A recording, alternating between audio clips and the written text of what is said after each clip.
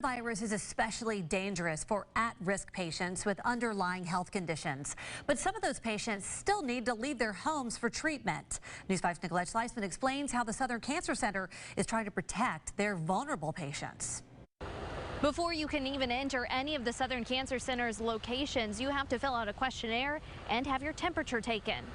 I feel comfortable myself going into the cancer center knowing that no one in there has a temperature. Cancer is already a scary diagnosis, but now with the threat of COVID-19, there's a bigger risk if patients contract it. If you have to come to the cancer center for your treatment, that's fine. That should probably be the only place that they're going, and then they go back home, because if they get that infection, some of them will not survive. Southern Cancer Center says they're doing everything they can to make sure they stay a safe environment for everyone who comes through their doors. All staff members are wearing masks. We also have every other chair taped off, so no two people can sit next to each other in the chair.